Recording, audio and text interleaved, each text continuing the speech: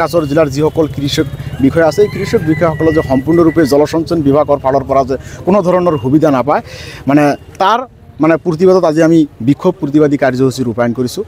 আপোনালোকে জানে যে দক্ষিণ হালমাৰা মানকাছৰ জিলা অসমৰ ভিতৰত এখন পিছপৰা জিলা হয়। এই জিলাখনত অসম চৰকাৰৰ ফালৰ পৰা সকলোবোৰ কাৰ্যালয় ঠিকেই আছে, যিসকল ব্যক্তিক ইয়াত নিয়োজিত কৰিছে সেই চাকৰি ব্যক্তিসকলে ইয়াত ঠিকে আছে, কিন্তু আমাৰ ৰাইজে পোৱা কৃষকে পোৱা যিবোৰ সুবিধা এই সুবিধাবোৰ সম্পূৰ্ণৰূপে আমাৰ জিলাবাসীৰ ৰাইজ নাইবা কৃষকসকলে নাপায়। তাৰ বাবে আজি কৃষকসকলৰ মাজত হাহাকাৰময় পৰিৱেশৰ সৃষ্টি হৈছে। খৰালি কালত আপোনালোকে জানে মৰাপাট সৰিয়হ আদি কৰি বিভিন্ন খেতি বাতি আমাৰ ইয়াত হয়। এই খেতি বাতিবোৰত পৰ্যাপ্ত পৰিমাণৰ পানী নথকাৰ কাৰণে আজি বিভিন্ন অঞ্চলত কৃষকে এনেকুৱা এটা অৱস্থাত পৰিছে, কৃষকসকলে দিনে দিনে এওঁলোকে শোষণৰ ফালে শেষৰ ফালে গতি কৰিছে। কিন্তু এই ক্ষেত্ৰত জলসিঞ্চন বিভাগৰ কাৰ্যালয়ত থকা যিসকল বিষয়া এই বিষয়াসকলে কিন্তু দৰমাটো ঠিকে লৈ আছে, কিন্তু আমাৰ কৃষকৰ যিসকল অসুবিধা আছে এই অসুবিধাসমূহক লৈ কোনো ধৰণৰ অসম চৰকাৰক অৱগত কৰোৱা নাইবা কৃষকসকলৰ সুবিধাৰ্থে কেতবোৰ কাম কৰোৱা একো আজিৰ দিনত কৰা পৰিলক্ষিত হোৱা নাই। আজি অসম চৰকাৰৰ কেবিনেটৰ এগৰাকী অযোগ্য মন্ত্ৰী অশোক সিংঘাল তেখেতে বহিৰাগত হয়। অসমৰ কৃষকসকলৰ দুখ দশা তেখেতে কেনেকৈ জানিব? তেখেতে যদি আজি অসমীয়া হ'লে তেনেহ'লে অসমীয়া কৃষকৰ তেনেহ'লে দুখ দশা বুজিলেহেঁতেন, তেখেতে বহিৰাগত তেখেতে কেনেকৈ গম পাব?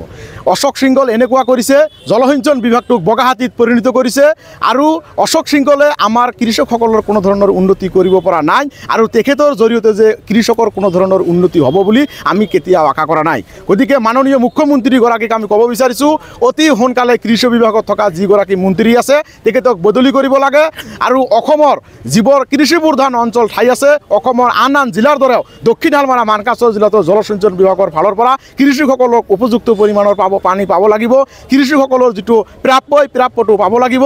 এই প্ৰাপ্যটো যদি এওঁলোকে নিদিয়ে এই জলসিঞ্চন বিভাগৰ ফালৰ পৰা, তেনেহ'লে অনাগত দিনত কিন্তু আমি ইয়াতকৈ আৰু ভয়াৱহতা আন্দোলন গঢ়ি তুলিবলৈ বাধ্য হ'ম। এয়া কিন্তু স্পষ্টভাৱে আপোনালোকৰ সংবাদ মাধ্যমৰ যোগেদি মাননীয় মুখ্যমন্ত্ৰীগৰাকীক সকীয়াই দিছোঁ আৰু লগতে ক'ব বিচাৰিছোঁ যে কৃষি বিভাগৰ যিবোৰ বস্তু ইয়াত অনা নিয়া হয় এইবোৰ আমি জানো, ক'ত কি হয় সেয়া স্পষ্টভাৱে আমাৰ জানা আছে, কিন্তু জলসিঞ্চন বিভাগৰ কেতবোৰ ব্যক্তিৰ চৰম গাফিলতিৰ কাৰণে আজি দক্ষিণ হালমাৰা মানকাছৰ জিলাৰ কৃষকসকলে প্ৰাপ্যৰ পৰা বঞ্চিত হৈছে। গতিকে পুনৰাই আপোনালোকৰ সংবাদ মাধ্যমৰ যোগেদি অসম চৰকাৰ, অসমৰ মাননীয় মুখ্যমন্ত্ৰীগৰাকীক আমি আহ্বান জনাইছোঁ, অতি সোনকালে দক্ষিণ হালমাৰা মানকাছৰ জিলাৰ কৃষকসকলৰ যিটো বৰ অসুবিধা জলসিঞ্চন বিভাগ পানীৰ যিটো অভাৱ অনাটন, এই অভাৱ অনাটনটো অতি সোনকালে পূৰণ কৰিব লাগিব।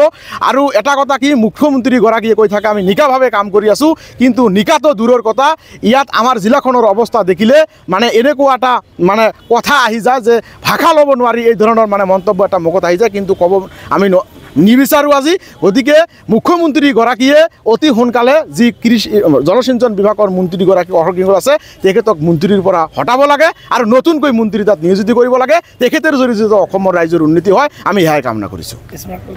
হয়, স্মাৰক পত্ৰ আজি আমি জিলা আয়ুক্তৰ জৰিয়তে মুখ্যমন্ত্ৰীগৰাকীলৈ আমি দিম আৰু আমাৰ যিটো বিভাগ আছে জলসিঞ্চন বিভাগেও পাব এই বস্তুটো। আমি স্মাৰক পত্ৰ সাজু কৰিছোঁ, অলপ পিছতে আমি দক্ষিণ হালমাৰা মানকাছৰ জিলাৰ সন্মানীয় জিলা আয়ুক্তগৰাকীৰ জৰিয়তে আমি মুখ্যমন্ত্ৰীলৈ স্মাৰক পত্ৰ প্ৰেৰণ কৰিম।